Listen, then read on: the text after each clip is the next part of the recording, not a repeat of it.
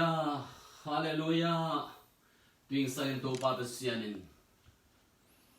Khawak pha le tunin hun pha te piang manin. Ipasian min pa toy dum ton tung ta hen tunin.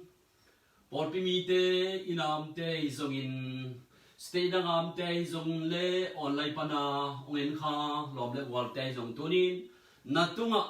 nop na thupa zewa salom nop na pas. Jawa salom nok na pasien nok na dam na thupa to na nun tak na don to ta hen tuni le somni zun kha somni le khat ni pa te ni tuni na leitung mun tom le gam tom ma asia gam te zuruk gam ten tu zan zang khinin merka gama tuni ina eni zang thei te man tunin pasian nun phang piain nan nai zo haksa na lu khamna tuam tuamang hang na pasian inun tang na atam zo ni atam zo naya tam zo huna tam zo dam nai ong zang sak I pasian min thana pa toy na tang tai na tunga jesu nok na thupa jesu kyang panang pai dam na thupa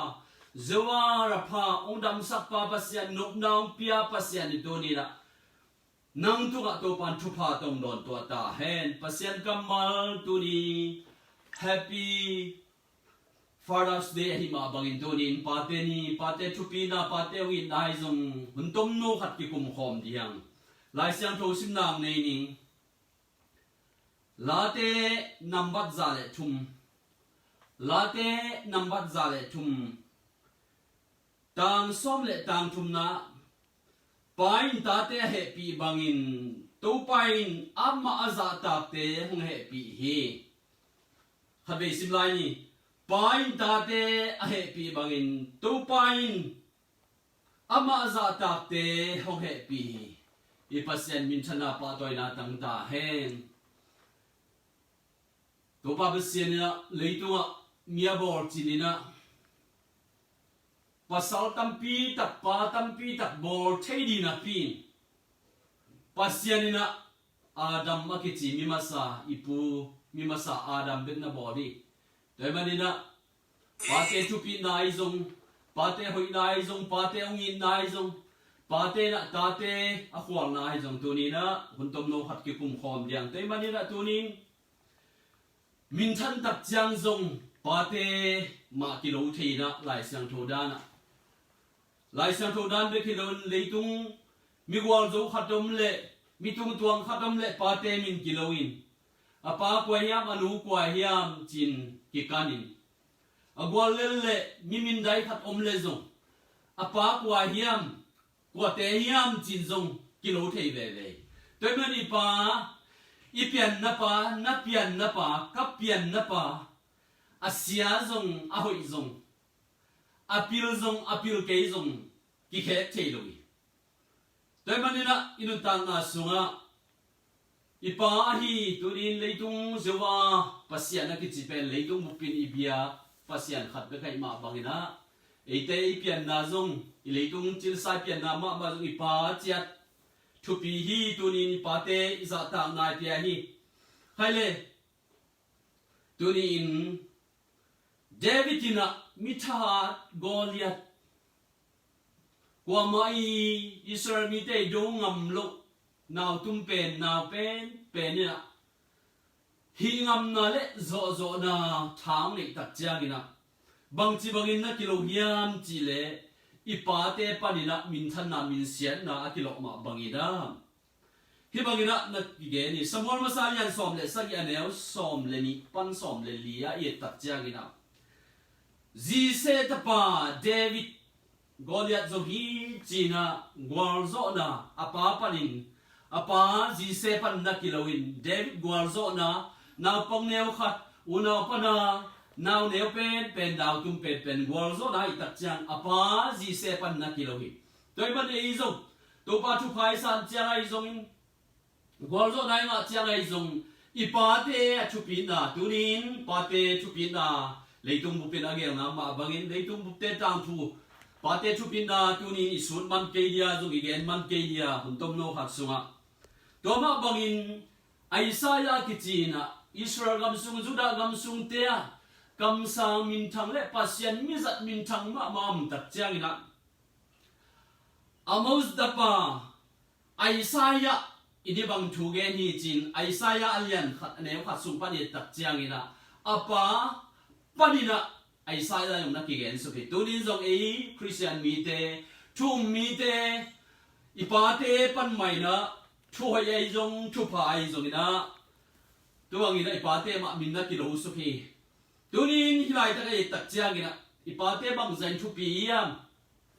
ong no se sam non lo paten anung ta ite wi ton tung pa pasian van tung ai ne ya anung ta lai te pate na ipate bang zain thu pi yam Solomon kumpi not siat ki tak chiang ina atapa lehobom mina kumpiung se mina kumpiung se tak chiang ina Solomon lom non loi man lehobom mina apa to Solomon kumpi pa to khang khom khang ham mi te thu lehobom mina Solomon tapa lehobom min amal te thu pi hang na apa to khang khom khang ham te thu de loin akhan gwal khang no te thung de ina akhan gwal khang no te thu ong de tak chang akhan gwal khang no ten bang chiam chi le kapa Solomon ina sorry khang ham te na bang chi bangin Solomon ta pa ti ha thuai gen yam chi le na pa Solomon to ki thua khang ham te thu hi bangin kong gen diu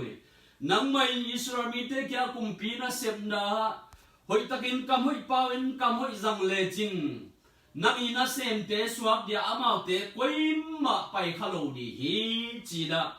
Solomon kumpi pa le akhan wal ki thua pi khangam te da Solomon in ta pa le hobom kia nga thuai te achian hoi te pia hi ai zongina hi Solomon ta pa le hobomin thuai te apa to khan gwal khangam te thu ong ngai luin ama to khang khom khang no te thu ngai tak chiang ina bang chi bang no yam chi le kapang van gip kapang ukla van gip na sak teu pen ken atam zoi nong be lap di hi to chiang ina ke pen thu pi in kapa kong sang ina ke khut me lian zala hi tua chiang in kapain no te Israel mi te chiang tong khai le ken chiang lim nei to kongok di chi na apai thu pia mi te apa to ki thua mi te kumpi Israel kumpi le hobam nong man lo tak chiang na Israel gam ni ong swakin Juda gam le Israel gam ni ong swakin leilu le leitoi long ki khenina tunin bang gen nuam hiam chi le ipaten thung ek sakin ipaten thu yong genin ideula ki pan pasiat ibiak dan di ipatiakin lamman hi no ma tunin ong happy lai siang tho sim na amma bangin paten ta te happy bang haksa ngai thuak di ipaten ong happy da gilkya na dang dang nai zong gen the nai thuak di ipaten da amau thuak nuam zoi min dai nam na amau thuak nuam zoi tampi tak eong kep nai na haksa na gilkya na mai zum na thuak te na le e te kyang gen ngam lon tu ba om hi tuning pain ta te happy ma bang china I thu luam ma bang tu ni na hilai ta ka ye suk tak chiang na pasian in ama mi te ipa te hangin gwal zo na tampi ong piang na ki chi pen pasian ina tunin leitunga pian na pa ani lo khan ten zo nei non lo ten zong eite ton tunga amit naw ta to ongena ipa pasian zewa pasian nei chata te banana hilai ta ka yesu tak chiang ina samuel ni na alian kwa aneu buk sunga pa te hanga thupa anga kumpi davidin kumpia sebja sathau kinil tak chiang ina Sol tapa Jonathan to kilom tan kin ma mai hunong pai tong ina Jonathan ongom non lon Jonathan ong sin kumpi Davidin hoi takila kumpi gam ongokang hi tak chiang ina kum tampi ki gam lai ni ma talle alom pa soli ta pa zona than to ki na ala the na di na kumpi David na kumpi to kumtunga nuam takinong tu takjang na kalom pa zona thani sung pa ni suan le kha ko mayam chila asila te zong sakin azon sak takjang ina meeting lo ke bai Mephibosheth akichi pen omlai na ana semte kyang asamin Mephibosheth zong kumpi David dong samia chi chiang ina bang thuai na mo kapu i soli gam tan na ke tuma koi chida ni na mo chin ling kom sa le lau kom sa ina ke bai Mephibosheth David lompa tapa zona thani tapa Mephibosheth pen kumpi pa na sapjang kumpi pa kyang ling kom sa ina va pai hi to chang na David kumpi pa tun tak chang Mephibosheth to lungi mo ken tuin na pa zona than migi na ka kilom tang na hoi na ala nai na pu soli nei sa mun le gam nei sa khen pe unang tunga kong pe ki dia na dam sung ton tung ka sabwaya an na ne di hi chi hallelujah tunin ipate ong no se sa pate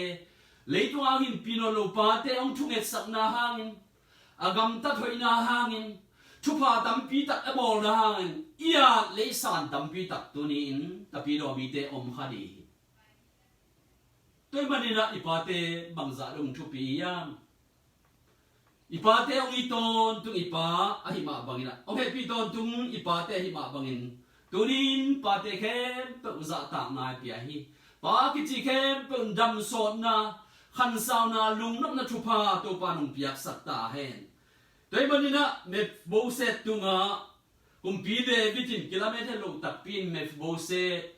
thuai te thunom te adam sung ton tung kumpi pa sa boy an ne form de tak chang hi ban bang ung musakiam chi le hila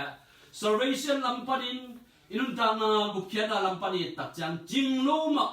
ginalo ma pasyan e te ong yi tin tunin asisan man tam tong le ya imona te ong mai sakin pian thak na yung khasiang thong nga na wi tak chang na tunin leitung thu pa ma na le na to pa pasyan anga adina thum mi te e te tunina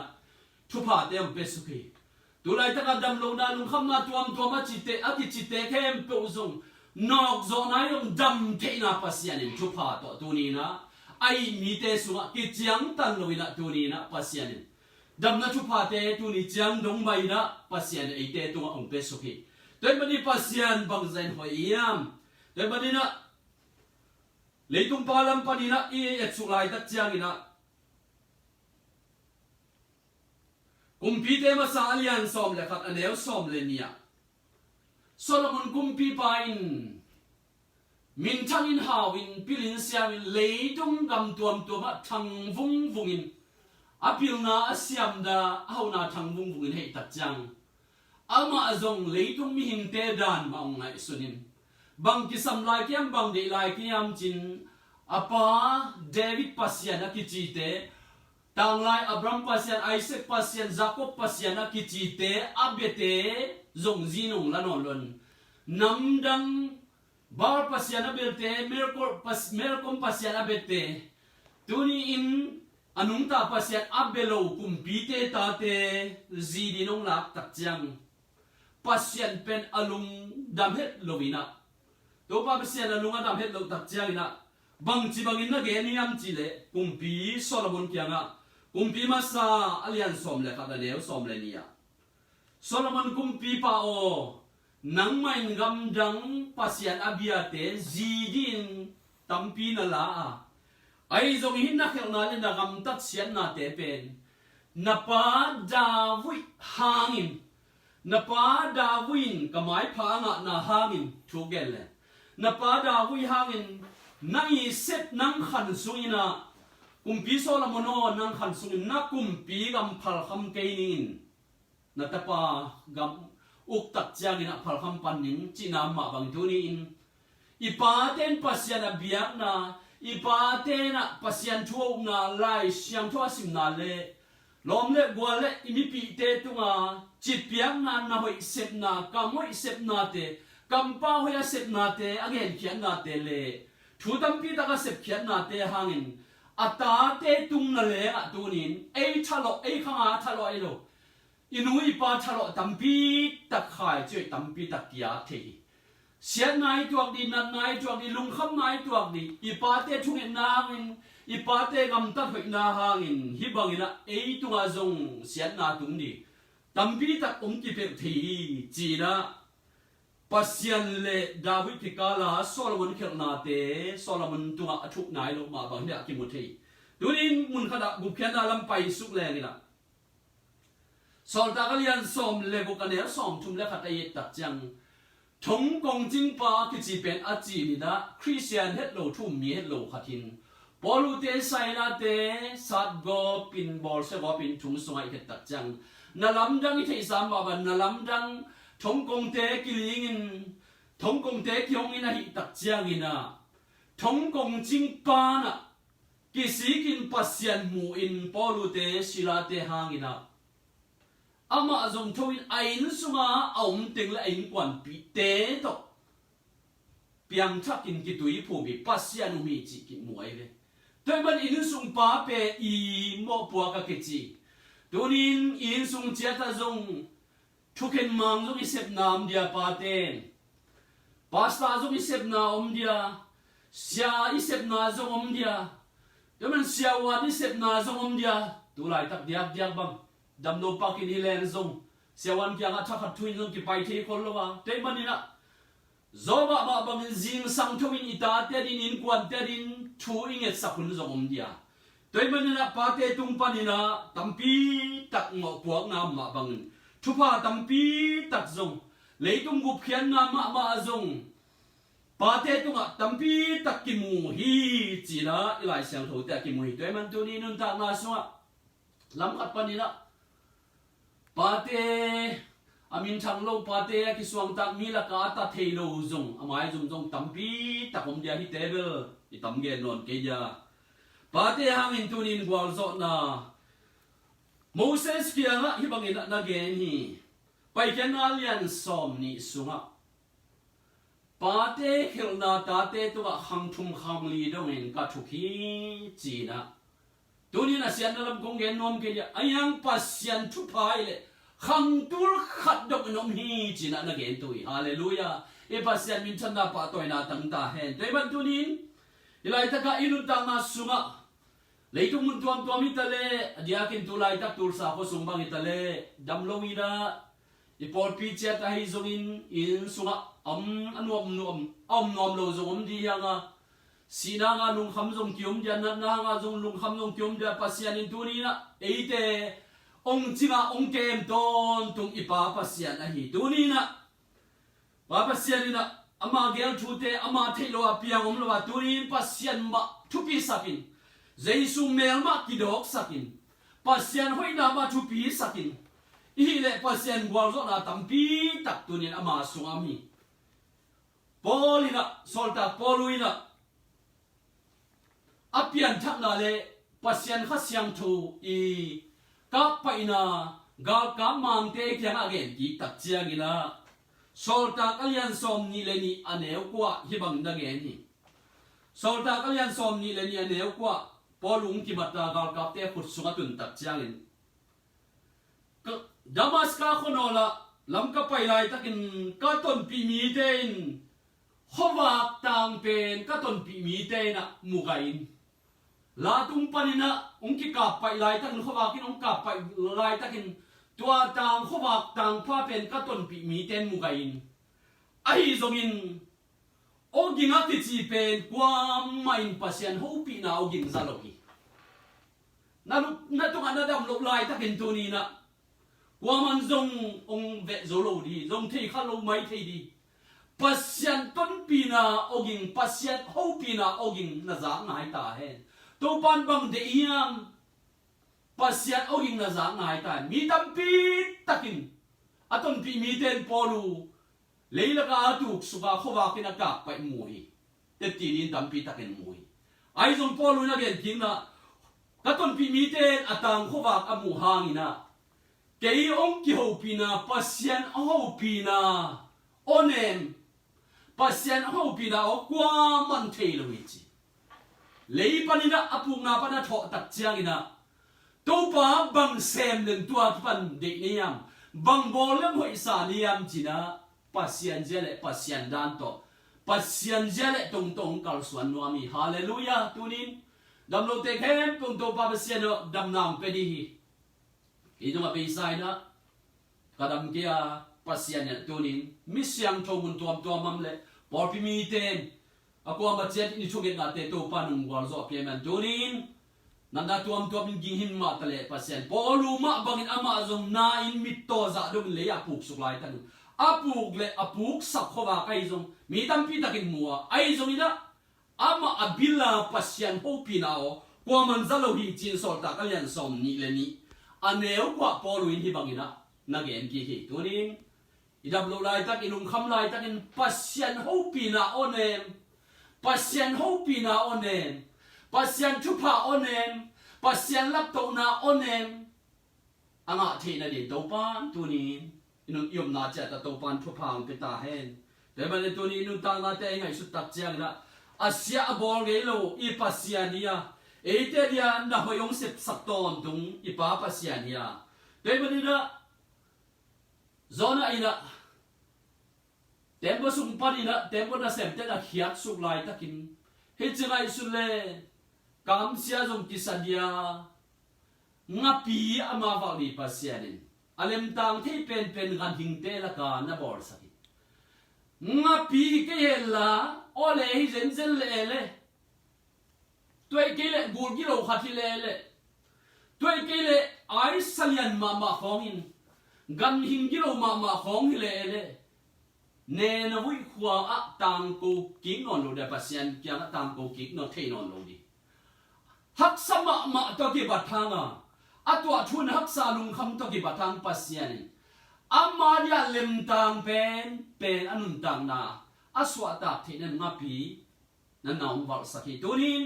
itu akhak dam lo na itu akhak nan na te lung kham na te pasien to tunin na ki zop le tunin hi pa te nin eite wi ton tung ipa pasian eite mi nau ta to ong en ton tung ipa pasian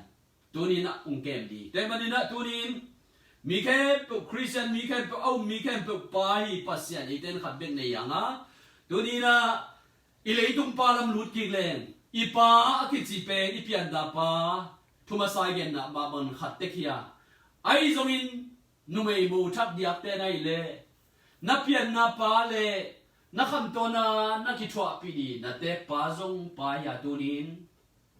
pa in ta te happy ba bangin to pa in ama za ta te happy hi pasien kam malam ma bang tunina inun ta na sunga pa te khem poin pa toy na chidam na tang ta hen ipa chat tunga to pa pasien thupa bol the di na to pa pasien ung gol zo pi ta toy manin tunin ikhagam kalsona taksa kalsona te e Christian te hi le Efisalian guk aneo ni suami maban tanuta pateo leitu nga dam sot di nuntang nuam din na nga hiwal na no wale nanu na pauza ta na chi mabang ipate thungai din tunin eite tanga thunget sak ipian ma thunget sak ipate ama kamal ma tong hi ipate ma bangin igen sama bangin dawi gamtan nate dawi gwalzo nate hesia zai pasien mi zata hidat de akigen tak chiang ina apa te to kilo homma bang tuni nu ta na song ezo hang thak te le tulaya khanga te ezo min than na gwal zo na to pa thu pai san tak chiang ipa te song pasien akilo the yin tuni nu ta na song e ta I kem pon jong pasien mai pha zon som jet yang som ta lian som song e tak chiang ina bu phian na lama ko ni liam ma main zong ain kwal le aminam te pa hi na to makai tak chiang ina thu mi ai na pa ne tampi tak zentel te to ga khasyang thonga in gwal zo na tampi takung ne hi to ni nun ta nga sunga ananung lama ding kumpi dawi ni thi samma bangin kamse na to atapa mi tha mi samsa mi duang jing mi pi jing Absalom ina pang le pe tak chiang ina ungwal ve tak chiang pa te wi na tunin Dawin Absalom ai bekelowin tanei ken pen nung itate ei sang gilwa zole dein pil zole dein siam zole dein how zole dein pasian zole dei la hiang te manina Absalomin gwalel na atichi singyang koma samok takchiang ina atapa agalin pangmasat sele kumpira win aka line Absalom nang asina isang kinapa dawi asi zolen china atapa nuntang na ama luang to khen noami tunin kumpira wi bekilowin zomi le kwa ma kem pe thum mi kem pen ita te alo chindi adam son di de yanga apil di de yanga adik di de yanga aha udi de yanga pe mane tunin pate in ta te happy ma bangin to pai na ma za ta te happy china ma bang tunina pa ipian na pa za ta kin ipian na pa thu pi sakin iza tak le hi il pa pasyanin jewa pasyan ma mainzong atate tunin leitung ata kichi khem pe lung kham nai tuak chang nan nai tuak tak chang chi moi nai tuak tak chang he pin eite tang inat na la khenwam ikia to pai su gam tang tangin imu theilowa mi to na ki mu theilowa na kilon theilowang chin zopa lai siang chong sunga kakianga tu pa gam tang tanga ai zong ama kamu thei ke hi achina ma ban nai sunga tu pa gam tang tang hi nakianga tu pa gam tang tang hi za to sunga lup lai takini pasyan gam tang tang na chia salai takini pasyan gam tang tang hi tuni pasyan kian zole tunin pasyan gwal zona kampi takong pedi hi tunin padam lai khem pe ngi tung pian na padam lai khem pe ni pate tunin athungai I chian ni ipate thupi sakni tunin Solomon tapa le hobom bangina pate khan wal khangam te thunial te luin ya thungnial tak chiangina kamoi paule chin apa khan wal khangam te nami te nagami te pe nana sem suak dia kumpi na sem suak de chinamat apa I khan wal khangam te thu I gen ya kile to gam tai tak chiangina ama alang do di na nebat tapa le zero bomma china hizong Solomon kumpi pa tapa lang pandi na akithoi tak chang atamin apamin la tamin mang do khomi kumpi te masalian som le ni ane som le nga nebat tapa zero bom china aman juda gam chino ngokin le to la mongokina tunin siat na gam ta te zong apa te ma to min kilo khoma agwal zote zong apate min ma ta kilo khoma bangin tunin pate niai ma bangin pate khem pen thupa dam sona nga ta hen ta kichi khem pe zong pasyan de na to kituakin pate thu mangdin pate thu zui theidin to pa pasyan ina tapi do nun ta na zui siam ni to ban thupang pe ta hen tunin I pasyan ina kianga ban mi khem pe leitung pa om non lo leitung apian na pa om non lo te khem pe wadin eite ong mat amin naw ta ba ong in ton tung Isaiah som li le kwa aneu som le nga na nu pi khatin adoi ate naw pang mangil theidiam ai zong hin mangil khathia keima tu pa pasien kai le no te kong mangil ngei ke tunin dam lo inium lai takin hak sai nium lai takin chimoi nium lai takina eite kianga